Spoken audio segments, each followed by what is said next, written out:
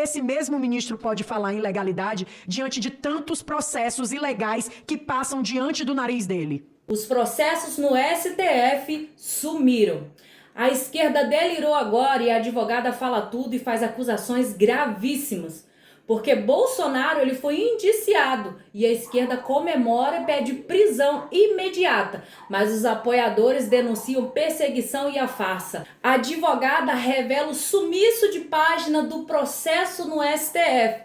E a justiça será feita ou é fim de democracia? Descubra a verdade agora assistindo esse vídeo. Sentimos impotentes diante de um sistema injusto e perseguidor.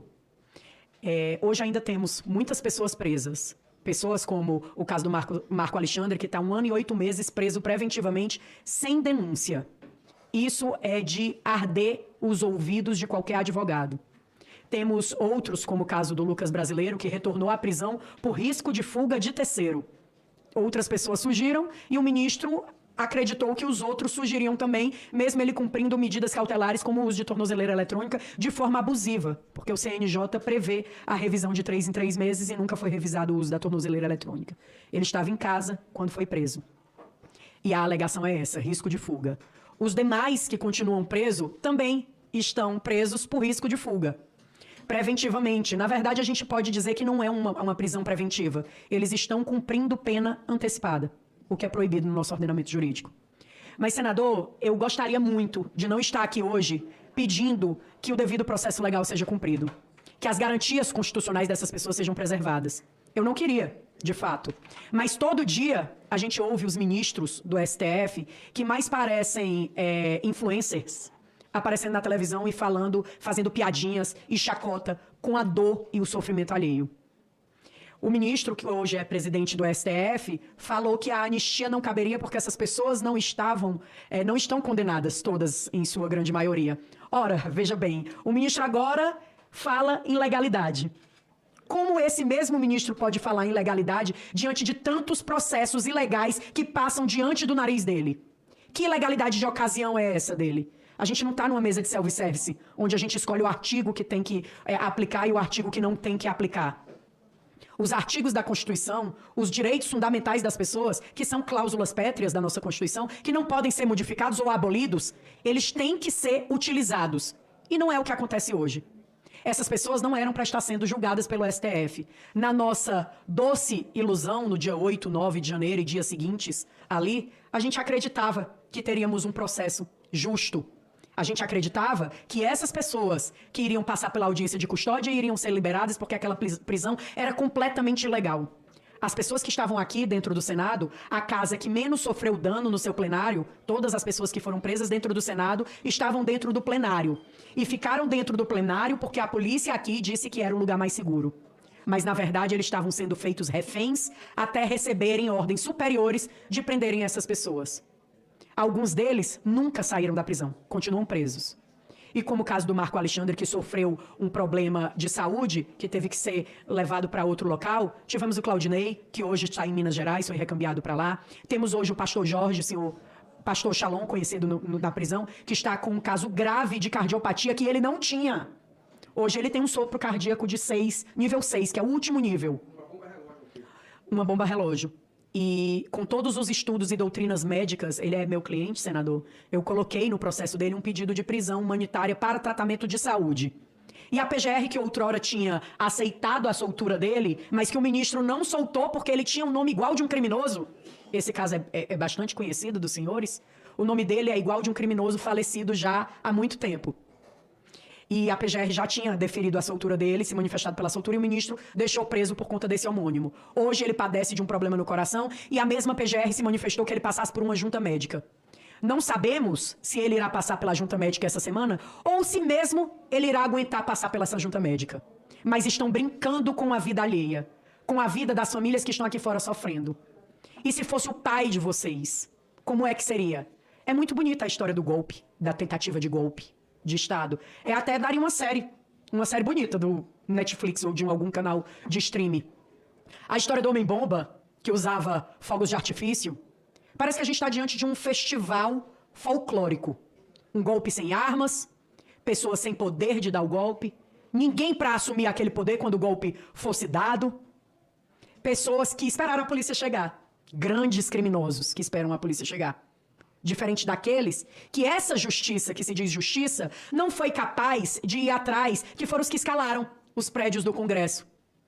Só temos uma pessoa presa que a gente tem imagens de fato, que é aquele rapaz do relógio, que, por sinal, a Polícia Federal colocou as imagens, eu até agradeço por isso, depois de mais de um ano, colocou as imagens, e aquele cidadão lá, ele passa por todas as casas. 2 minutos depois dos manifestantes chegarem na frente do Congresso, aquele cidadão já estava dentro da sala das lideranças, tocando fogo na sala das lideranças. E eu questiono a quem não conhece e quem está assistindo em casa, que não conhece o Congresso. Alguém de vocês sabe onde é a sala da liderança aqui no Congresso? Porque ela não é exposta para todo mundo. Então só sabe quem conhece. O que é que esse homem, 2 minutos depois, estava fazendo lá tocando fogo? Sozinho. Posteriormente, ele estava na Praça dos Três Poderes, jogando pedra na polícia. Depois, ele estava dentro do Palácio do Planalto, derrubando o relógio. O mesmo homem. Um homem foi capaz de danificar a Praça dos Três Poderes. Ele está preso, mas também justifica uma condenação de 17 anos.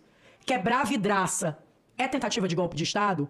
Se for, eu desconheço tudo que eu estudei sobre golpe, sobre os golpes que foram dados nesse país. Talvez um dia a gente tenha o prazer de ouvir essa história sendo contada de forma diferente. Porque, na realidade, o golpe quem levou fomos nós. Porque hoje, eu disse até em outra oportunidade aqui, senador, quando a gente tem... O golpe de Estado é muito simples. Um poder ele se sobrepõe a todos os outros e alguém usurpa daquele poder legitimamente eleito, como o ministro Alexandre de Moraes adora colocar nas peças dele. Um governo democraticamente eleito pela população. Mas o ministro Alexandre de Moraes não diz que ele que está usurpando esse poder. Porque ele pega tudo que é votado dentro dessas duas casas, dentro do Senado e dentro da Câmara. E eles lá no STF, em uma decisão, em uma canetada, derrubam o que foi votado. Derruba praticamente o parlamento. Isso sim é golpe de Estado.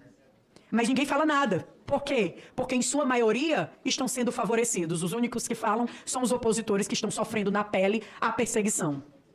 Falaram tanto do governo passado, que era perseguidor, que era isso, que era aquilo, mas, como o próprio senador Flávio falou em outra ocasião, me apresente pelo menos uma portaria que o presidente Bolsonaro tenha feito cerceando o direito de alguém.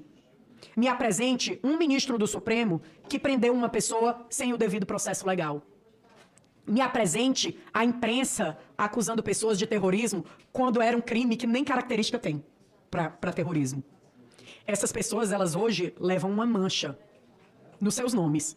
Pessoas, inclusive, que tiveram fotos postadas pela grande mídia. Homens e mulheres honradas que tiveram fotos em jornais como terroristas. Em uma página esquematizada por esse controle, onde a página dizia contra-golpe e trazia a foto das pessoas que se manifestavam. A manifestação, ela, quando é de forma pacífica, ela é permitida pela nossa Constituição. Mas eu retorno ao meu início. Essa Constituição, por esses ministros, está sendo escolhidos artigos que podem ser usados e os que não podem. Os artigos que eles querem, que eles se afeiçoam. E aí a gente vê essas aberrações acontecer com essas pessoas. Mas é muito bonito dizer que estamos defendendo a democracia e dar discurso, como a gente ouviu do ministro Alexandre de Moraes essa semana, queriam explodir o STF com fogos de artifício. Só acredita quem não lê.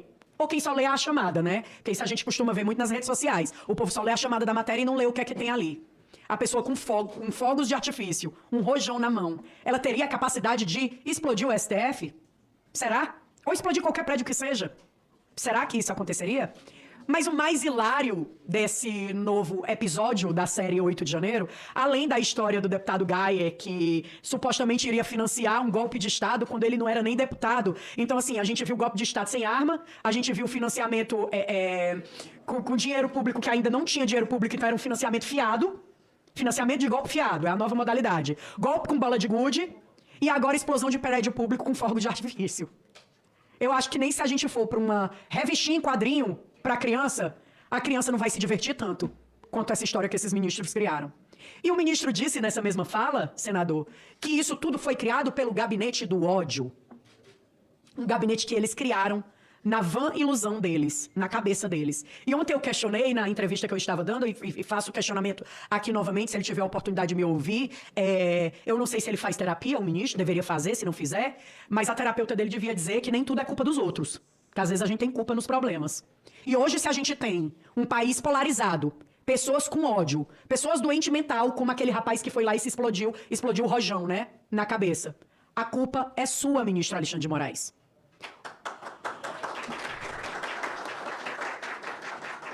O senhor teve a oportunidade e tem a oportunidade diariamente de pacificar esse país, mas escolhe não fazer.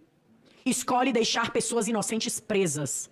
Escolhe deixar pessoas com problema de saúde grave padecendo dentro de um presídio. E aí eu trago aqui também a história do senhor Sérgio Amaral, que foi transferido da Papuda para o hospital na sexta-feira com um caso grave de pancreatite e passou por uma cirurgia. Todos os familiares que estão aqui sabem o quanto é doloroso você se sentir impotente nessa situação. O sentimento da gente é esse, é de impotência. Eu estudei, eu me formei, eu me especializei, eu sento e eu estudo toda hora sobre uma saída. Eu já encontrei, até digo pro meu amigo Dr. Roberto e para quem está nos assistindo, várias, juridicamente falando, que não são aceitas, que não são lidas. E aí, uma fala que eu até gostaria de fazer é para o deputado Chico Alencar, que eu estive na comissão na CCJ, e ele disse: o que a gente precisa ver é a questão mesmo dessas condenações que realmente estão sendo muito altas, mas em questão de condenação alta, a gente faz recurso. Nossa, que bonito! É muito bonito, teoricamente falando. O senhor Chico Alencar ou não sabe, ou faz que não sabe, mas esses recursos são analisados pelo ilustríssimo ministro Alexandre de Moraes, porque ele conseguiu um feito histórico no direito brasileiro. Ele consegue ser a vítima, ele consegue ser o acusador, ele consegue ser o juiz de garantia, ele consegue ser o julgador e ele consegue ser o juiz da execução. E o ministro Barroso, que fala em legalidade, assiste tudo isso fazendo piada. Piada com a cara da população brasileira. Eu sinto informar, senhores, que defendem o que o ministro Alexandre de Moraes está fazendo. Hoje é com essas pessoas. Hoje é a família do Clezão que chora. A família do Lucas Brasileiro. A família do Marco Alexandre. Hoje são eles. Amanhã são pessoas que vocês não vão conseguir alcançar porque são tão pobres, e vocês dizem que defendem os pobres, que não vão ter direito nem de contratar um advogado, que não vai poder nem ser ouvido por um juiz, porque quem manda sou eu, o juiz vai dizer, da mesma forma que está dizendo com essas pessoas. Não há mal que dure para sempre, Jane. Não há. E a gente vai continuar lutando pelas leis nesse país, porque se o devido processo legal fosse cumprido, a gente não estava precisando pedir anistia de ninguém. Como eu digo desde o primeiro dia que eu botei os pés nessa casa para fazer uma entrevista coletiva, eu não estou pedindo privilégio para ninguém. Meu pedido aqui não é privilégio. Eu não quero que as pessoas saiam impunes dos atos que elas fizeram ou fazem. Que as pessoas que quebraram as vidraças ou que quebraram algum patrimônio histórico paguem dentro da lei. Dentro da lei que a gente tem nesse país. Que não seja ultrapassado isso. Porque isso já passa a não ser mais uma democracia. Sem direito à defesa, não tem democracia. E aí a gente vai e volta um pouco na história e vamos trazer o julgamento do Lula, né, que eles tanto criticaram. Lula teve direito a todas as instâncias. Lula foi julgado por vários juízes e mesmo assim descondenaram para ele concorrer a uma eleição, né? O Lula teve o rito do processo dele e as defesas dele todas sendo analisados não só por um único juiz, mas por vários. E mesmo assim, eles falam em ilegalidade. É muito bonito o discurso de vocês. E agora vem pra prática. Cadê aquele pessoal que defendia direitos humanos? Direitos humanos, porque vocês que são contra os direitos humanos... Cadê esse pessoal quando Clezão morreu? Alguém dos direitos humanos foi visitar vocês lá na casa de vocês? Mas se fosse um bandido, tinha ido. E quando a gente faz essa crítica, que é uma crítica que é real... Dizem que a gente está dizendo que os direitos humanos é seletivo. Agora me responda, depois de mais de um ano, os direitos humanos é ou não seletivo? E a OAB? Vamos trazer para a OAB aqui. Eu perguntei em uma comissão, senador, se existem advogados mais advogados do que outros. Porque eu tenho duas OABs, né? Uma do estado de Ceará, que é o meu estado, foi quando eu entrei, né? E tem uma aqui do Distrito Federal. E as minhas prerrogativas são violadas todo dia. Todo santo dia. Todo santo dia, um advogado é feito de chacota no Supremo Tribunal Federal. Todo santo dia, um advogado tem que ir presencialmente pegar a cópia de um processo em pleno 2024. Pedir, se implorar em processos físicos e sigilosos. Confesso que até o meu medo ali, quando o ocorrido lá até eu saber de tudo do ocorrido lá do rapaz que soltou o rojão na frente do STF, era que explodissem e sumissem com os processos. Com as provas das ilegalidades que o ministro cometeu. Eu confesso que eu tenho medo que isso vire chamas em algum momento da história. Porque aí a gente vai perder ali o fio de como começou aquela ilegalidade, já que é tudo físico.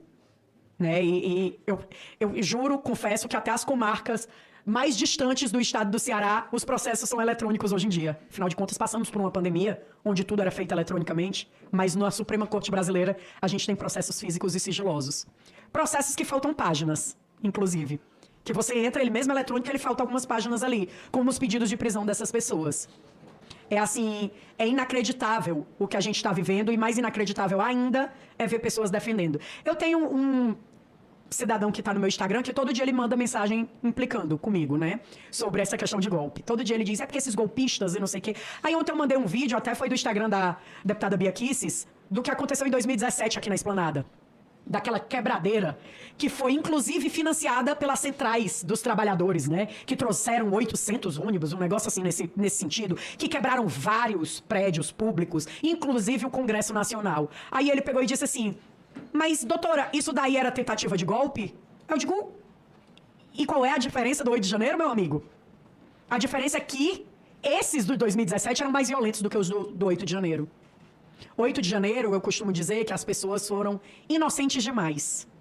E acredito que ainda continuam sendo inocentes demais, esperando um super-herói que talvez a salvem das garras do maligno. E esse foi mais um vídeo do JV Notícias. Já se inscreva no canal, deixe a sua curtida, o seu comentário e compartilhe este vídeo com muito mais amigos.